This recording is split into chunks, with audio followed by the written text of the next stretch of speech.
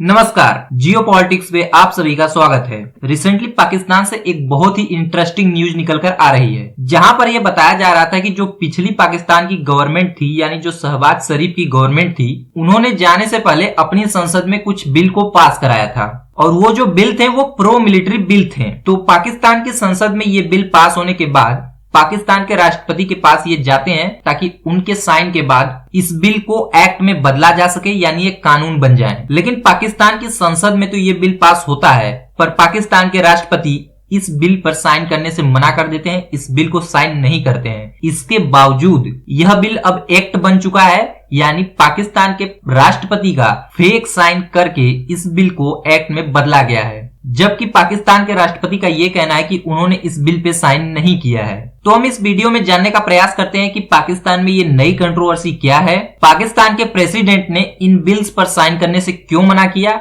और ये पाकिस्तान का नया कॉन्स्टिट्यूशन डिलेमा कैसे है। तो जानते हैं इस वीडियो में। लेकिन आगे बढ़ने से पहले आप सभी के लिए एक प्रश्न है, और प्रश्न यह है कि आपको बताना है कि बुदापेस्ट कन्वेंशन इन ऑप्शंस में से किससे रिलेटेड है। पहला ऑप्शन है साइबर क्राइम इन्वेस्टिगेशंस, दूसरा है डिजास्टर मैनेजमेंट, तीसरा है मनी लॉन्ड्रिंग और चौथा है फ्री फ्लो ऑफ डेटा। तो बुदापेस्ट कन्वेंशन इनमें से किससे रिलेटेड है ये आपको बताना है, और आप अपने उत्तर को कमेंट बॉक्स में लिखिएगा। इस प्रश्न का उत्तर मैं वीडियो के अंत में दूंगा। और आगे बढ़ने से पहले यदि आपने अभी तक हमारे चैनल को सब्सक्राइब नहीं किया है तो हमारे चैनल को सब्सक्राइब करना न भूलिएगा। ऑलराइट, तो हाल ही में हुआ क्या है कि पाकिस्तान में जो शहबाज शरीफ की सरकार थी वह जाने से पहले अपनी संसद में दो बिल्स को पास करा देती है, और ये दो बिल थे ऑफिशियल सीक्रेट्स अमेंडमेंट बिल 2023 और पाकिस्तान आर्मी अमेंडमेंट बिल 2023। तो इसके बारे में मैं आगे बताऊंगा कि इसमें क्या क्या प्रावधान थे। तो इस बिल को पाकिस्तान की संसद से पास कराने के बाद इसको पाकिस्तान के प्रेसिडेंट के पास भेज दिया जाता है उनकी सहमति के लिए, उनके साइन के लिए। लेकिन पाकिस्तान के प्रेसिडेंट इन बिल्स पर साइन करने से मना कर देते हैं और इसको फिर से संसद के पास भेजने का प्रस्ताव देते हैं, क्योंकि ये जो दोनों बिल हैं इससे बताया जा रहा था कि पाकिस्तान की आर्मी और ISI के पावर बहुत ज्यादा बढ़ जाने वाले थे। और इसी को देखते हुए पाकिस्तान के प्रेसिडेंट ने इन बिल्स पर साइन करने से मना कर दिया था। लेकिन उनके साइन न करने के बाद भी ये बिल एक्ट में बदल गए हैं, यानी उनका कहना है कि पाकिस्तान की मिलिट्री द्वारा उनका फेक साइन करके इस बिल को एक्ट में बदला गया है। और उनका इस पर बयान भी आया है जिनमें उन्होंने कहा है कि as God is my witness I did not sign official secrets amendment bill 2023 and Pakistan army amendment bill 2023 as I disagree with these laws. यानी पाकिस्तान के प्रेसिडेंट का ये कहना है कि वो इन बिल से डिसएग्री करते थे, इसलिए उन्होंने इस पर साइन नहीं किया है। तो जैसे ही पाकिस्तान के प्रेसिडेंट का ये बयान सामने आता है तैसे ही ये कयास लगाए जाने लगते हैं कि यदि पाकिस्तान के प्रेसिडेंट ने इन बिल्स पर साइन नहीं किया है तो फिर साइन किया किसने। और चूंकि ये जो बिल है वो पाकिस्तान की मिलिट्री से रिलेटेड है, तो ये कयास तुरंत ही लगाया जाने लगा कि इसमें पाकिस्तान की मिलिट्री का हाथ है। तो पहले हम इस बिल और उसकी कुछ हिस्ट्री के बारे में जान लेते हैं। तो ये जो बिल है पाकिस्तान आर्मी एक्ट, इसको 1952 में लाया गया था और इसमें यह प्रावधान किया गया था कि पाकिस्तान की आर्मी अपने मिलिट्री पर्सनल्स को मिलिट्री कोर्ट्स में ट्रायल कर सकती है, उसके लिए अलग से कोड प्रावधान बनाए गए थे। और ये जनरली लगभग सभी देशों में ऐसा होता है। लेकिन 1996 में उनके एक करप्ट मिलिट्री लीडर जिसका नाम था अयूब खान, जिसने पाकिस्तान में तख्ता पलट किया था, वो पावर में आता है और इस एक्ट में संशोधन कर देता है कि इस एक्ट के अंतर्गत केवल मिलिट्री ही नहीं उसमें सिविलियंस को भी प्रोजिक्यूट किया जा सकता है कुछ केसेस के अंतर्गत। यानी इसमें ऐसा प्रावधान था कि कोई भी सिविलियन यदि अपने रैंक के अंतर्गत म्यूटनी या देश के खिलाफ कार्य करते हुए पाया जाता है या उसने रिटन या वर्बल तरीके से देश के खिलाफ काम किया है, तो ऐसे केसेज में उसको मिलिट्री ट्रायल के अंडर लाया जा सकता है। तो ये कुछ प्रावधान किए गए थे पाकिस्तान के मिलिट्री एक्ट में, जिसमें पाकिस्तान की मिलिट्री के अलावा कुछ केसेज में उनके सिविलियंस को भी शामिल कर लिया गया था कि कुछ केसेज में सिविलियंस को भी मिलिट्री कोर्ट का सामना करना पड़ सकता है। तो अब जो ताजा मामला आया है ये भी इसी एक्ट से रिलेटेड है जिसमें संशोधन किया गया है। और अब जो पाकिस्तान के आर्मी एक्ट में संशोधन किया गया है उसमें संशोधन ये है, चाहे वो सिविलियन हो या मिलिट्री पर्सनल हो, यदि वो कोई भी इंफॉर्मेशन डिस्क्लोज करता है, सेंसिटिव इंफॉर्मेशन को डिस्क्लोज करता है जो कि पाकिस्तान के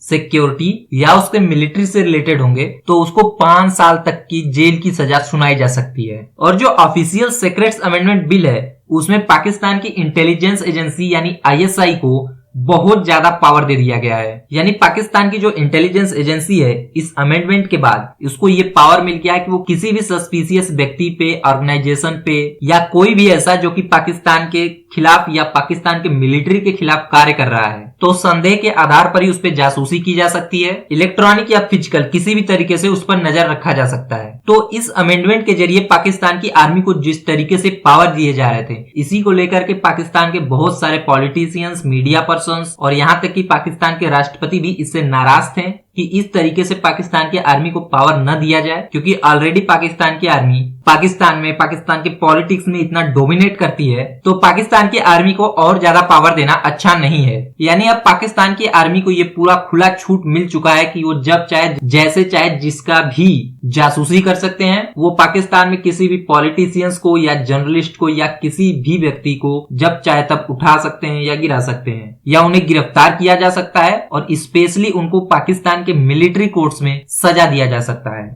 और इसमें वो चाहे पाकिस्तान के सिविलियंस ही क्यों न हो। यानी ये जो आर्मी एक्ट में संशोधन है, इसमें पाकिस्तान की आर्मी को ये पूरा अधिकार है कि वो किसी भी सिविलियन को, यदि उसे ऐसा लगता है कि पाकिस्तान के जो सिविलियन कोर्ट्स हैं वो ठीक से काम नहीं कर रहे हैं, तो उसको वो मिलिट्री कोर्ट के अंदर प्रोसिक्यूट कर सकता है, उसको सजा दे सकता है। और इस एक्ट में एक और खास बात ये है, ये जो आर्मी एक्ट है, इसमें जो पाकिस्तान का आर्मी चीफ होता है वही सबसे बड़ा अपीलेट अथॉरिटी होता है। यानी जब तक पाकिस्तान का आर्मी चीफ किसी भी केस को जो कि मिलिट्री के अंडर में आता है उसको रिजेक्ट नहीं करता है, तब तक कोई भी सिविलियन या मिलिट्री पर्सनल पाकिस्तान के किसी भी हायर कोर्ट्स में जा नहीं सकता है। यानी यदि एक बार कोई भी मामला पाकिस्तान के मिलिट्री कोर्ट में पहुंचा तो निश्चित तौर से उस व्यक्ति को या ऑर्गेनाइजेशन को सजा दिया जाना तय माना जा रहा है। और ये जो पूरा बिल है, ये खास तौर से तब लाया गया है जब आप सबको पता है, जब पाकिस्तान के पूर्व प्रधानमंत्री इमरान खान को उनको प्रधानमंत्री पद से हटाया गया था, और इसमें यह बताया जा रहा था कि उनको हटाने में पाकिस्तान की मिलिट्री का बहुत बड़ा योगदान है। और इसके बाद उनको कई बार गिरफ्तार करने का प्रयास किया गया था, और एक बार गिरफ्तार होने के बाद आप सबको पता है कि पाकिस्तान में बहुत ज्यादा बवाल हुआ था।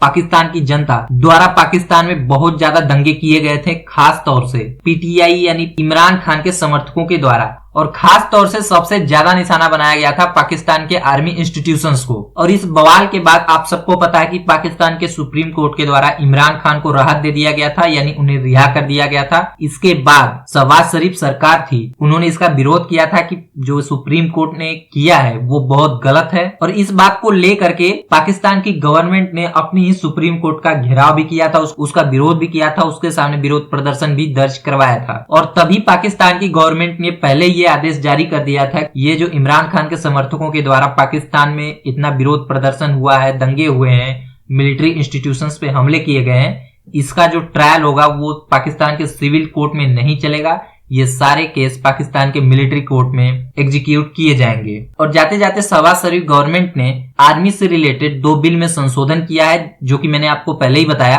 इसमें पाकिस्तान की आर्मी और इंटेलिजेंस एजेंसीज को बहुत ज्यादा पावर दिया गया है, जिसका विरोध इमरान खान की पार्टी पीटीआई और उसके समर्थक और उसके नेता कर रहे हैं। और खास बात यह है कि जो फिलहाल पाकिस्तान के प्रेसिडेंट है आरिफ अलवी, वो भी पीटीआई यानी इमरान खान की पार्टी से बिलोंग करते हैं। और ये जब बिल पास हुआ पाकिस्तान की संसद से, और जब ये पाकिस्तान के प्रेसिडेंट के पास पहुंचा उनके असेंट के लिए, उनके साइन के लिए, तो उन्होंने इस बिल पर साइन करने से मना कर दिया। उन्होंने कहा कि ये बिल पाकिस्तान की आर्मी को बहुत ज्यादा एक्स्ट्रा पावर्स दे देता है, जो कि पाकिस्तान की डेमोक्रेसी के लिए सही नहीं है। और यहाँ पर आप पाकिस्तान के प्रेसिडेंट का ट्वीट देख सकते हैं, जिसमें उन्होंने कहा है कि उन्होंने इन बिल्स पर साइन नहीं किया है, वो इससे डिसएग्री करते हैं, और उन्होंने अपने स्टाफ से ये कहा था कि इस बिल को फिर से संसद में भेज दिया जाए ताकि इस पर फिर से चर्चा किया जा सके और इसमें कुछ संशोधन किया जा सके, यानी पाकिस्तान की आर्मी के पावर्स को कम किया जा सके। लेकिन अब यही न्यूज आ रही है कि ये जो बिल है अब एक्ट बन चुके हैं, यानी पाकिस्तान के प्रेसिडेंट का इस पर साइन हो चुका है। लेकिन पाकिस्तान के प्रेसिडेंट का कहना है कि इन्होंने साइन नहीं किया है। तो प्रश्न ये आता है कि यदि पाकिस्तान के प्रेसिडेंट ने साइन नहीं किया है तो साइन किसने किया है? तो अब आरोप लगाया जा रहा है पाकिस्तान की आर्मी पे, क्योंकि ये जो पूरा बिल है ये रिलेटेड है पाकिस्तान की आर्मी से। और इस तरीके से पाकिस्तान की आर्मी ने एक बार फिर अपने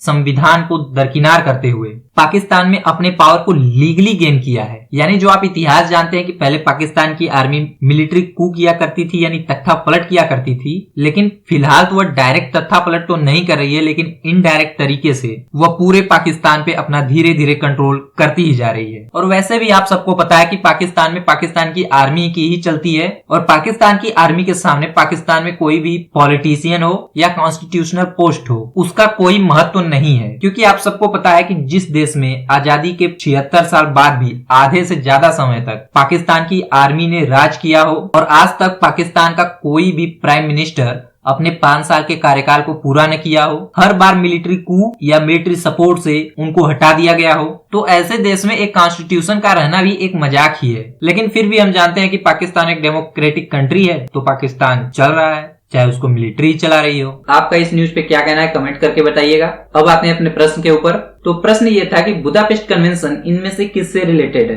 तो इसका सही उत्तर होगा option A, cyber crime investigation से। बुदापेस्ट कन्वेंशन साल 2004 में फोर्स में आया था और यह साइबर क्राइम इन्वेस्टिगेशन से रिलेटेड है और इसमें साइबर क्राइम से रिलेटेड इन्वेस्टिगेशन को इम्प्रूव करने की टेक्निक और वो सभी देश जिन्होंने इसको साइन किया है उनके बीच कोऑपरेशन को बढ़ाने के लिए और उन देशों के बीच साइबर क्राइम से रिलेटेड लॉज को हार्मोनाइज करने के लिए इस कन्वेंशन में प्रावधान किए गए थे। तो ये थी आज की वीडियो और जाने से पहले आपसे कहना चाहूंगा कि यदि आपने अभी तक हमारे चैनल को सब्सक्राइब नहीं किया है तो हमारे चैनल को सब्सक्राइब करना न भूलिएगा। मिलेंगे एक नई वीडियो में, तब तक के लिए नमस्कार।